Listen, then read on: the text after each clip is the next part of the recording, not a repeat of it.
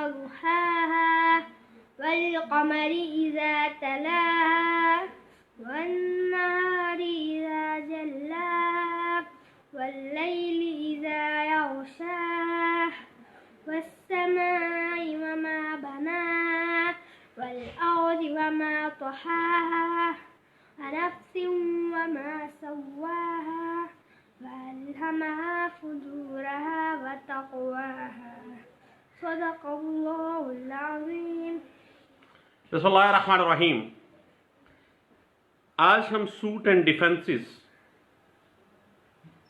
For cancellation اور revocation of تملیک اور ہبہ کے اوپر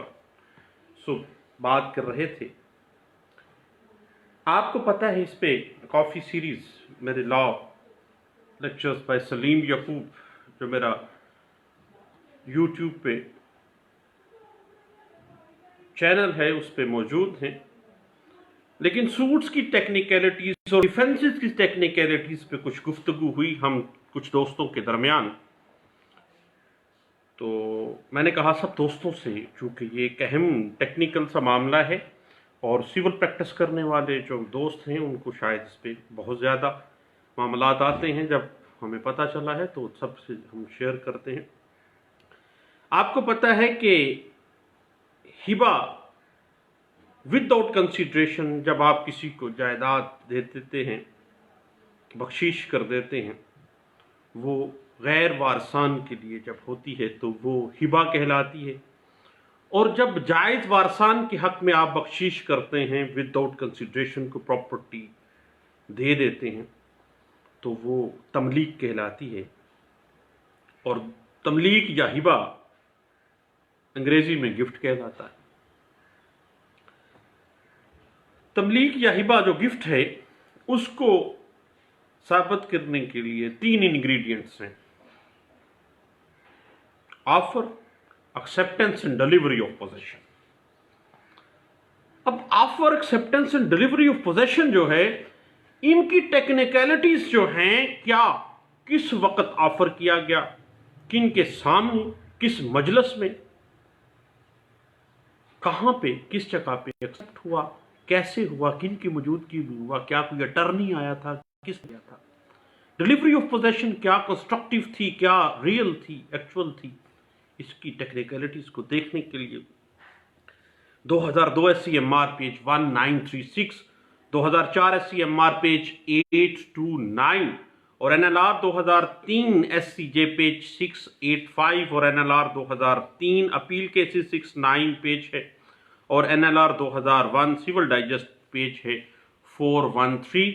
اور 2015 ILR پیج 2425 میں ان ٹیکنیکلٹیز کو بڑے اچھے انداز سے انٹرپریٹ کیا گیا تھا. اب جب بھی کبھی آپ دعویٰ استقرار حق کرتے ہیں یا دعویٰ ملکیت کرتے ہیں بربنائے ہبہ کے اوپر یا تملیک کے اوپر کہ میرے والد نے یا میرے فلاں نے یا میرے کسی دوست نے مجھے یہ چیز گفٹ میں دی ہے یا تملیک میں دی ہے، تو offer, acceptance and delivery of position, these are the basic ingredients اور ان کی ٹیکنیکلٹیز کے لیے جو کہ اس کلاس میں نے آپ کو بتائے ہیں اس پہ یہ چیزیں لکھ کی گئی ہیں. اور اس سوٹ کی ٹیکنیکلٹی کو ضرور ذہن میں رکھیے گا کہ یہ تینوں جو انگریڈینٹس ہیں گفٹ کے، offer, acceptance and delivery of position, back وقت رونما ہوئے ہوں. اگر ایک ہی وقت میں رونما نہیں ہوئے ہیں، ایک ہی وقت میں، ایک ہی مجلس میں، مثلا میں نے آپ کو آفر کیا کہ میں فلاں چیز اللہ کی رضا کے لیے آپ کو گفٹ کر رہا ہوں یا تملیک کر رہا ہوں، آپ نے اسی ٹائم اس کو ایکسیپٹ کر لیا، میں نے کہا جاؤ میں نے قبضہ بھی دے دیا، وہ لے لو جا کے قبضہ. اگر یہ موویبل پراپرٹی ہے، اگر موویبل پراپرٹی ہے، مثلا یہ پین ہے، میں آپ کو دے دیتا ہوں، ہبہ کر دیتا ہوں یا تملیک کر دیتا ہوں. یاد رکھیے گا کہ دعویٰ ملکیت بربنائے ہبہ یا تملیک کے اندر اگر بیک وقت یہ تینوں امور ثابت نہیں کیے جاتے تو ایسا گفٹ جو ہے وہ شیکی گفٹ ہوگا، ناجائز کے زمرے میں آ جائے گا تھوڑا تھوڑا، اور آپ کا کیس جو ہے وہ اگر تو کسی ایسے سول جج کے پاس لگ گیا جو بیچارہ تھوڑا سا نہ جاننے والا ہو، لرنڈ کونسل رہا ہو، تو پھر وہ وہی حال کرے گا جو پچھلے دنوں سیالکوٹ کے کیس میں نے دیکھا تھا۔ اس حوالے سے اس کی ٹیکنیکلٹیز کو آپ پڑھنے کے لیے 1985 CLC پیج 2256 اور 1995 CLC پیج 1936 اور 1995 CLC پیج 1099 کو دیکھیے گا۔ آپ کو پتہ ہے کہ ہبہ یا تملیک زبانی بھی ہو سکتی ہے اور ریٹن میں بھی ہو سکتی ہے۔ ہر دونوں صورتوں میں، خواہ یہ زبانی ہے یا ریٹن ہے، 2 مرد گواہان یا 1 مرد اور 2 عورتوں کی موجودگی ضروری ہے۔ اور زبانی تملیک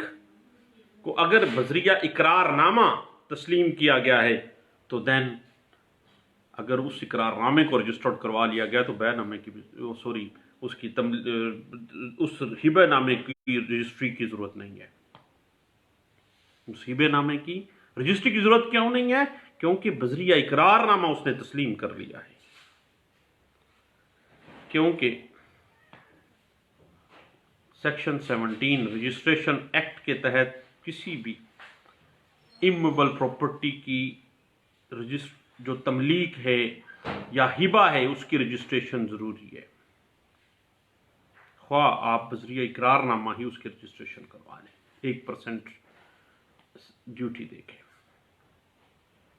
اس بات کی انٹرپریٹیشن NLR 1994 CLJ پیج 938 اور 1994 MLD پیج 677 اور NLR 2016 ریویو سیول ڈائجسٹ ہے، اور supreme court of Pakistan page 3 کے اندر اس بات کو انٹرپریٹ کیا گیا تھا۔ ایک بڑی اہم بات ہے کہ اگر ہبہ بالعوض ہے، ایکسچینج ہے، تو قبضہ ضروری نہیں ہے، کیونکہ جو ہبہ بالعوض ہے، ایکسچینج ہے گفٹ کی، اس میں قبضہ ضروری نہیں ہے، کیونکہ یہ ایک طرز کی سیل ٹرانزیکشن ہوتی ہے، بیع تشور کی جائے گی۔ اسی طرح اگر بطور حق مہر ایک شوہر اپنی بیوی کو امویبل پراپرٹی ہبہ کرنا چاہتا ہے، تملیک کرنا چاہتا ہے، تو دین ڈیلیوری آف پوزیشن ضروری نہیں ہے۔ والد اپنے چھوٹے بیٹے کو کر رہا ہے، تملیک کر رہا ہے، کوئی ضرورت نہیں ہے۔ اس بات کی انٹرپریٹیشن 2009 UC پیج 147 اور NLR 1996 CLJ پیج 749 اور NLR 2003 سیول ڈائجسٹ پیج 434 میں، اور NLR 1998 civil digest supreme court of Pakistan کا فیصلہ ہے اور پیج ہے 744 میں اس بات کو انٹرپریٹ کیا گیا تھا۔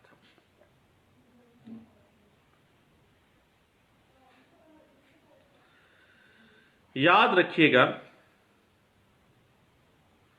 اگر گفٹ کو کسی دعوے کے جواب دعوے کے اندر اس کا ذکر کیا گیا ہے،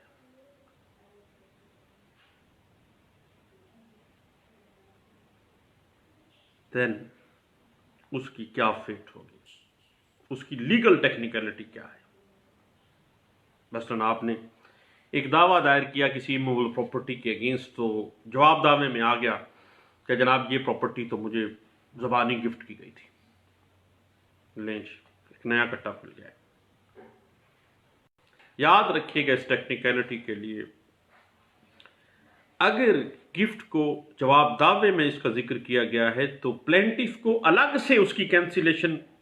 ریووکیشن دائر کرنے کی ضرورت نہیں ہے، بلکہ اسی دعوے کے اندر وہ منسوخ ہوگا، اور اس کو الگ دعوے میں منسوخ کرانے کا وہ پابند نہیں ہے۔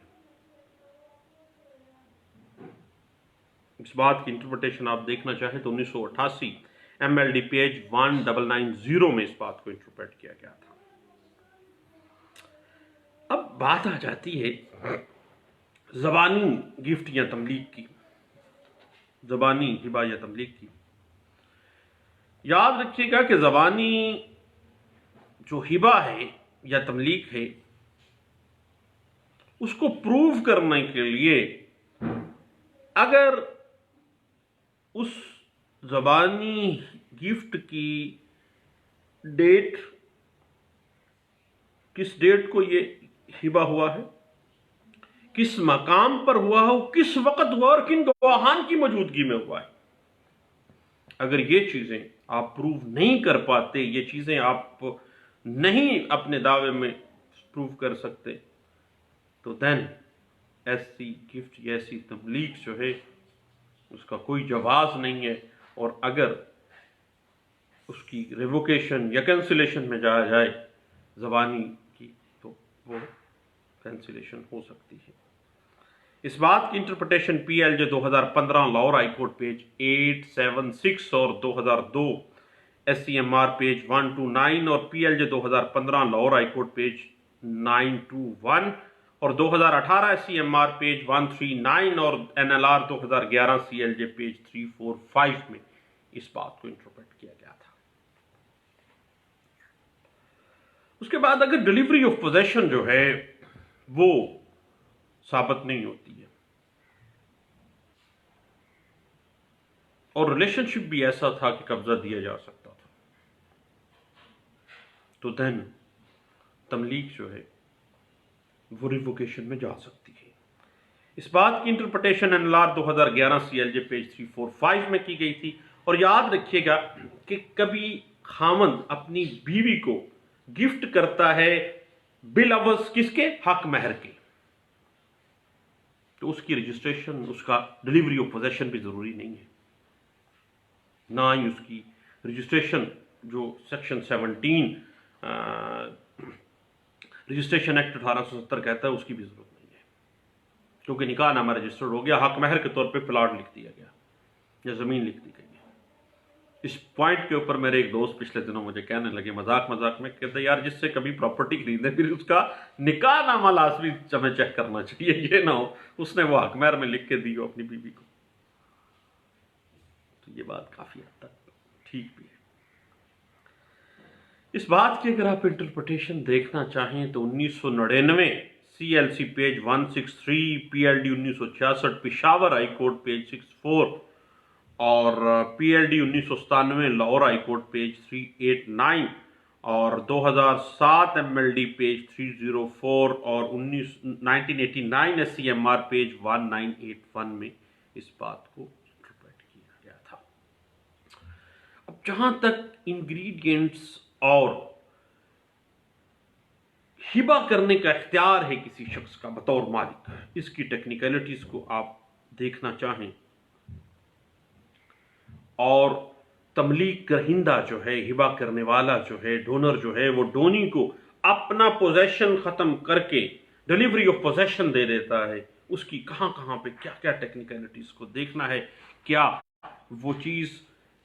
ایکچول پوزیشن میں فال کرتی ہے یا کنسٹرکٹیو میں فال کرتی ہے، وہاں پہ کیا ٹیکنیکلٹیز آئیں گی۔ اس کے لیے پی ایل جے 2011 پشاور ہائی کورٹ پیج 33 اور 2019 سی ایل سی پیج 219، ابھی ریسنٹ میں یہ سی ایل سی میں 2019 میں پیج 216 میں ہم نے دیکھا، یہ ڈسکس کیا گیا تھا۔ اور ڈیلیوری آف پوزیشن کے حوالے سے ایک لینڈ مارک ججمنٹ تھی 2018 کی، پی L J 2018 supreme court of Pakistan page 725 میں بڑی اچھی انٹرپریٹیشن کی گئی تھی۔ لے دوستو، تملیغ، ہبہ یعنی گفٹ کی جو مختلف سوٹ کی ٹیکنیکلٹیز ہیں اور ڈیفنس کی ٹیکنیکلٹیز ہیں، اس پہ ہم اپنی گپ شپ تو نہیں، ڈسکشن جاری رکھے ہوئے ہیں، انشاءاللہ اس پہ مزید بات ہوگی۔ دعاؤں میں یاد رکھیے گا۔ تھینک یو، اللہ حافظ۔